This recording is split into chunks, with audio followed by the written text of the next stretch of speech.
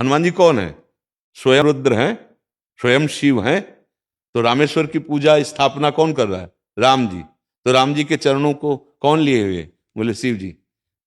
यही तो एक अगर हम स्टिक पकड़ लिया, अब यहां विचार करना है कि हनुमान जी को पसंद क्या है। हम जिससे प्यार करते हैं उसकी पसंद देखते हैं, उसकी रुचि देखते हैं।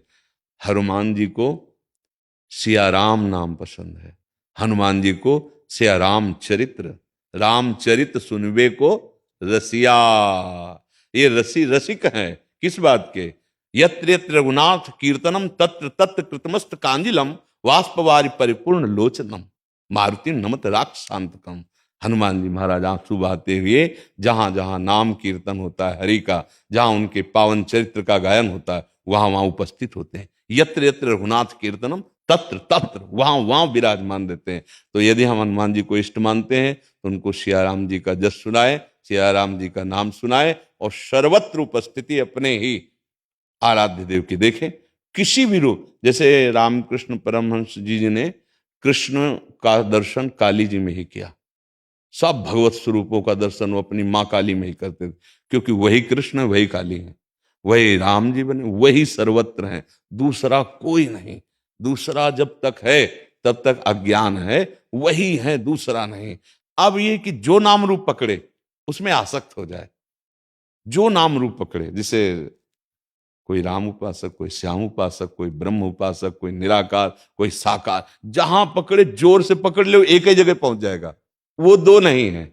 जैसे किसी भी घाट में नहाइए आप, यमुना जी तो वही है, घाटों के नाम अलग अलग हैं कि आज हमने जुगल घाट नहाया, आज हमने विश्राम घाट, आज केसी घाट, ऐसे घाट कहे जा सकते हैं, लेकिन यमुना जी अवगाहन उन्हीं का हो रहा है। ऐसे ही तत्व एक है, नाम कुछ भी दे दो, लीला में विविध लीलाएं, विविध नाम, विविध रूप धारण किए हुए हमारे प्रभु विराजमान। ऐसे अनन्य भाव से रहिए। ये तो बहुत परम मंगलमय है कि अपने आराध्य देव के अनन्य हो जाए।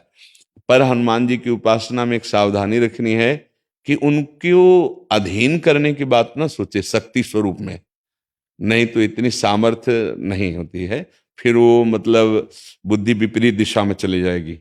समझ पा रहे हैं आप? हनुमान जी को अपने आराध्य देव के रूप में देखा जाए, हनुमान जी को उनसे शक्ति ग्रहण करने की बात, शक्ति की सिद्धियों की बात, फिर दूसरा कुछ हो जाएगा, फिर वो मार्ग प्रेम वाला नहीं रहेगा। नहीं तो हनुमान जी की आराधना का फल सीधा आएगा, राम रसायन तुम्हारे पासा। तुम राम रसायन में डूब जाओगे, भगवान की प्रेम लक्षणा भक्ति में डूब। जब हनुमान जी प्रसन्न होंगे तो वो अपनी रति नहीं प्रदान करेंगे, अंतिम बात मान लेना, वो श्री राम की रति प्रदान करेंगे, क्योंकि वो जिस पर प्रसन्न होते हैं वो अपने हृदय की बात दे देते हैं। उनके हृदय में क्या है? राम रसायन, राम जी का प्रेम, वो उसको प्रदान कर देते हैं। और राम जी जिस पर कृपा करते हैं उसे हनुमान जी के चरणों में निश्चित प्रेम हो जाता है, क्योंकि भक्त की कृपा से ही भगवान के प्रेम को प्राप्त किया जाता है, और भगवान की कृपा से भक्तों का संग होता है। बिनु सत्संग विवेक न होय, राम कृपा बिन सुलभ न सोई। अब मोहि भा भरोसा हनुमंता, बिनु हरि कृपा मिले नहीं संता। जब हनुमान जी मिले तो विभीषण जी को क्या दिखाई दिया? राम जी की कृपा।